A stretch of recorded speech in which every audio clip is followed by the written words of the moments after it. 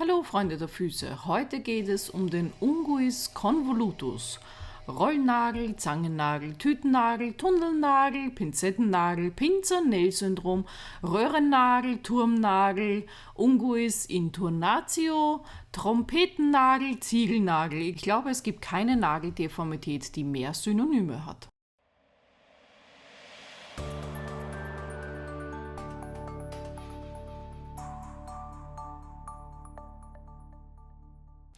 Bevor wir mit der Behandlung des Unguis convolutus beginnen, des Rollnagels, habe ich eine Buchempfehlung für euch, und zwar Der eingewachsene Nagel von Maren Bloß. In diesem Buch sind die Krümmungsstadien sehr schön beschrieben, auf die werde ich jetzt nicht weiter eingehen. Guckt einfach im Buch dann nach, falls euch diese Stadien interessieren. Ihr seht hier schon auf dem Bild, dass dieser Nagel sehr, sehr gekrümmt ist. Und ich vermute mal, die Haufen Synonyme, die dieser Nagel hat, leiten sich daher ab, in welcher Form der Nagel gekrümmt ist. Ist er jetzt von der Nagelwurzel bis zum freien Rand beidseitig gleich stark gekrümmt? Ist er nur einseitig gekrümmt? Ist er viel gekrümmt, wenig gekrümmt, etc. etc.? Ja, es beschreibt alles dieselbe Form des Nagels. Und zwar an der Nagelwurzel, wo der Nagel aus dem Zeh quasi rauskommt, ist er breiter als vorne am freien Rand, also wo der Zehennagel dann aufhört, wo man ihn wegschneidet. Es gibt den Unguis convolutus einseitig eingerollt und beidseitig eingerollt. Es gibt ihn auch so, dass er nicht so richtig schön gerollt ist, also rund ist, sondern eher kantig ist oder eher eckig ist. Auch das zählt zum Convolutus.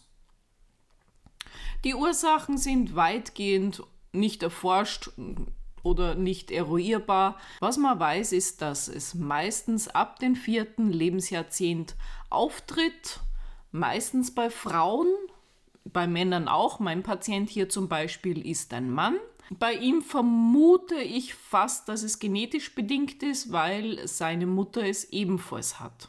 Und somit sind wir schon bei den genetischen Sachen, also bei den Theorien, wo der Convolutus herkommen könnte, also genetisch, Stoffwechselerkrankungen, Medikamente, zum Beispiel die Beta-Blocker, hormonelle Veränderungen oder Chemotherapien. Wenn jetzt nur einzelne Zehen betroffen sind, kann es unter Umständen auch sein, dass der Nagel falsch geschnitten wurde. Das heißt, dass die Nagelecken zu viel rausgeschnitten worden sind, dass zu viel Druck durch Socken, Schuhe oder durch eine Fußfehlstellung auf dem Zeh lastet.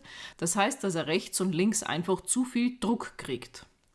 Auch das Dünnerschleifen der Nagelplatte kann eine Ursache sein, weil damit die Stabilität der Nagelplatte verloren geht. Druckbelastung der Nagelkanten, wenn jetzt da einfach der Schuh zu eng ist. Auch Verhornungen im Nagelfalz können das auslösen, weil durch die Verhornungen im Nagelfalz hat der Nagel einfach weniger Platz und somit krümmt er sich. Entzündungen im Nagelbett oder des Nagelwalls können dazu führen oder eine Atrophie des Zehenendgliedknochens. Meistens, wenn Ärzte das Ganze behandeln, sieht das Ganze dann so aus, dass sie mittig den Nagel durchkappen. Das heißt, sie kappen vorn vom freien Rand Richtung Nagelwurzel, so richtig schön knack. Sie nennen das Ganze Entlastungsschnitt oder V-Schnitt, auch den gibt es.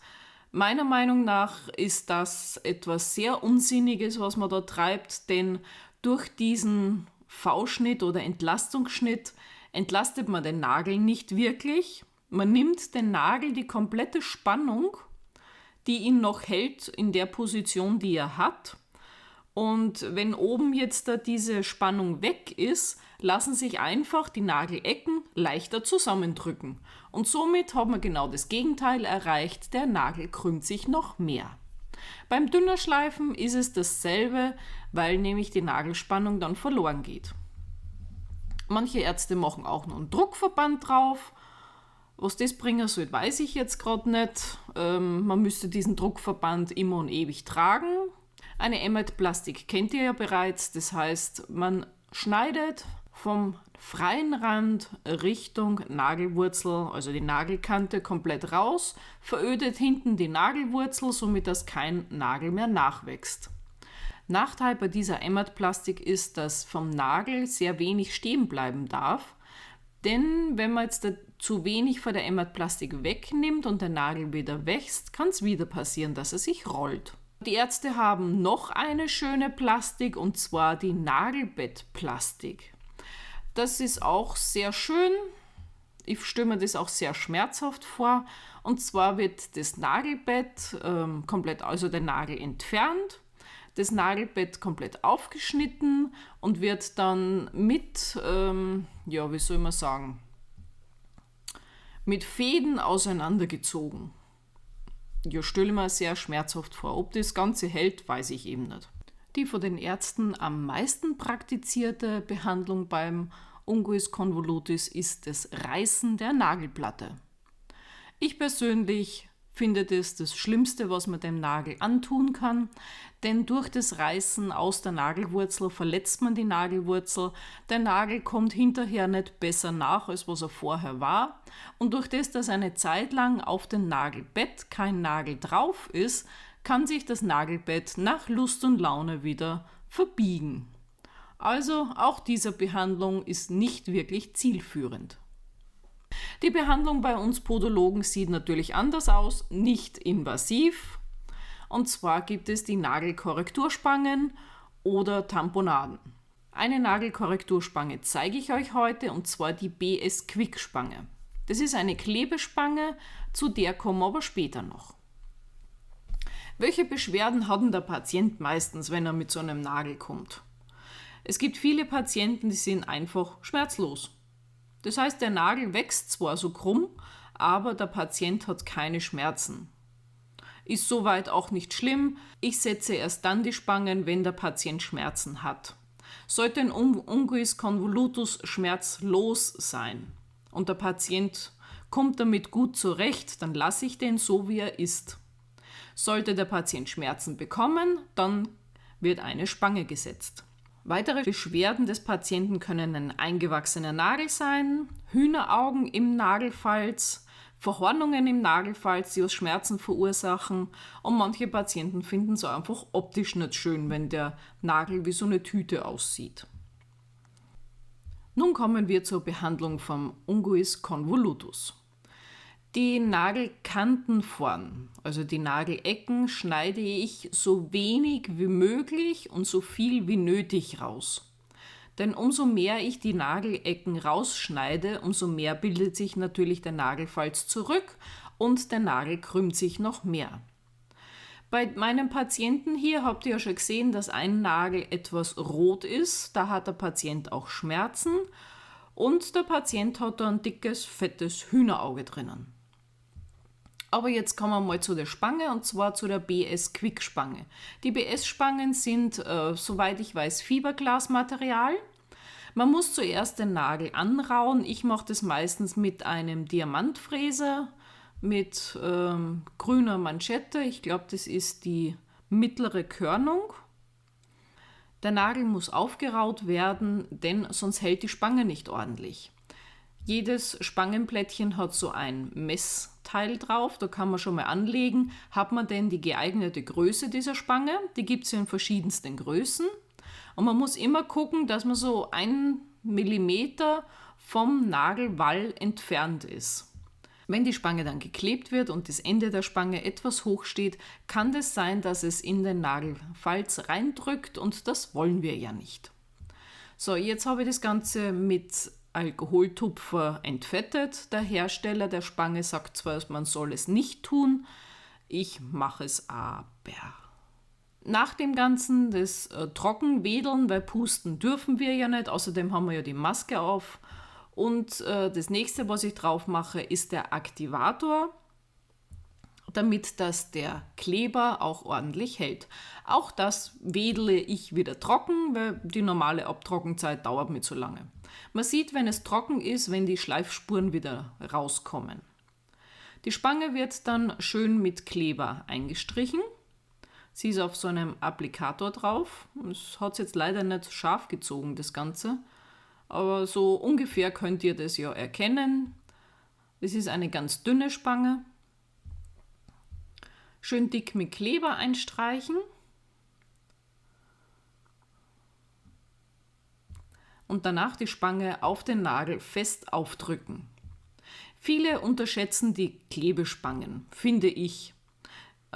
Ich finde die Klebespangen in dem Sinn besser als die Metallspangen, weil ich erstens mal nicht in den Nagelfalz rein muss. Das heißt, es wird keine Reizung im Nagelfalz ausgelöst. Kann Reizung auslösen, eine Metallspange muss nicht. Und die Spange kann ich bei Diabetikern setzen, die kann ich bei Kindern setzen, die kann ich eigentlich bei jedem setzen. So, jetzt habe ich das fertig gedrückt und ihr seht, dass die Spange nicht mehr zu sehen ist. Wenn die Spange sich löst, wird die weiß. Und wenn die schön geklebt ist, dann ist sie durchsichtig.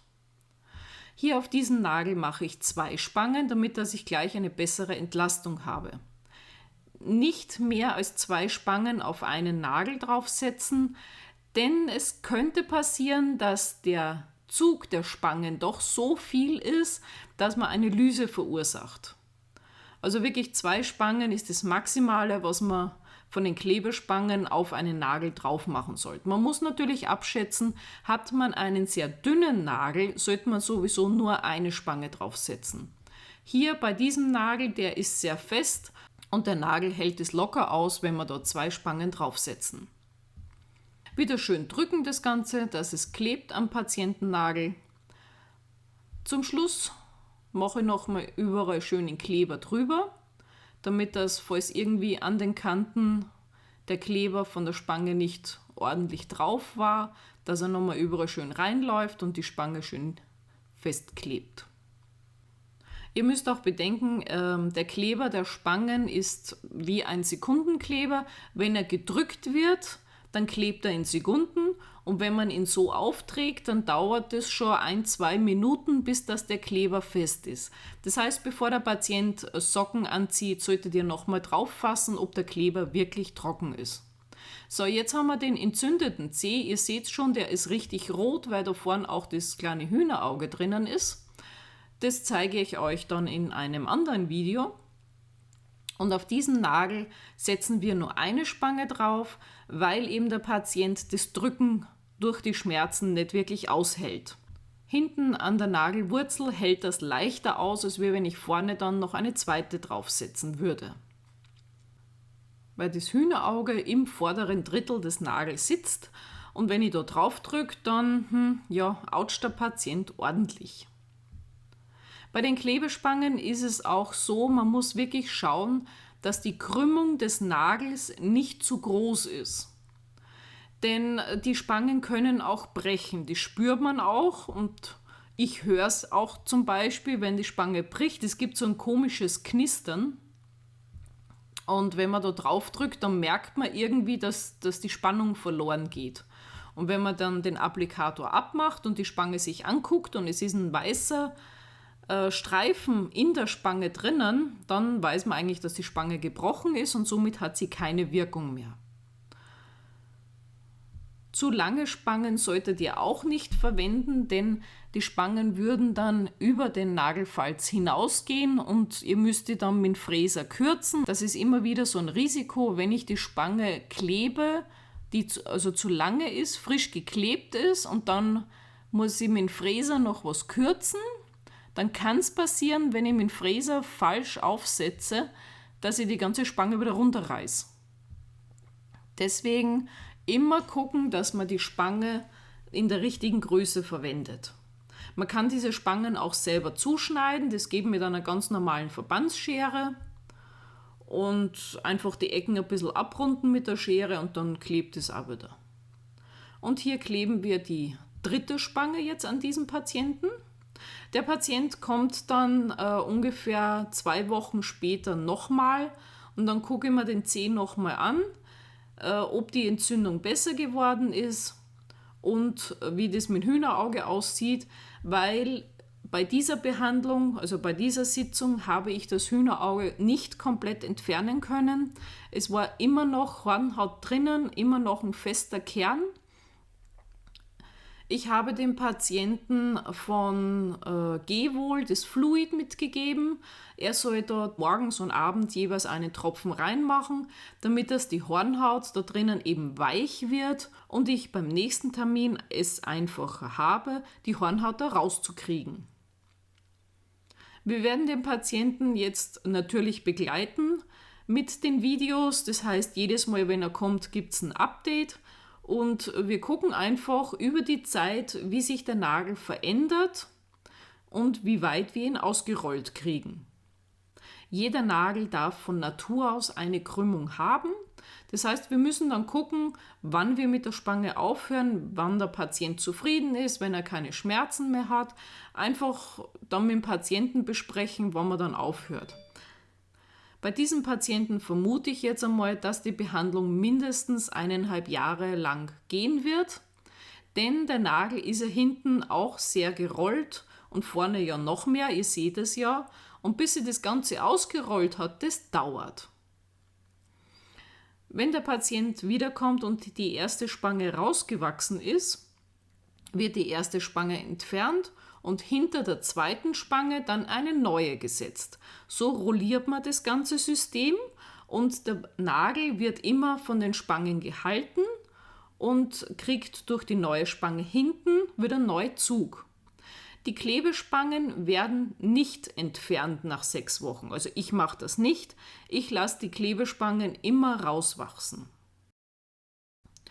Nun, das war jetzt die erste Sitzung von meinem Patienten mit Unguis convolutus. Wie gesagt, ich halte euch auf den Laufenden, wie der Behandlungsverlauf sein wird. Es werden noch viele Videos dazu kommen und ich hoffe, dieses Video hat euch gefallen. Lasst mal einen Daumen nach oben hier, abonnieren nicht vergessen, damit ihr die Videos nicht verpasst. Und natürlich könnt ihr auch einen Kommentar unten reinschreiben, wenn irgendetwas unklar ist oder ihr irgendwelche Anregungen habt. Bis zum nächsten Mal, eure Podologin Andrea. Tschüss!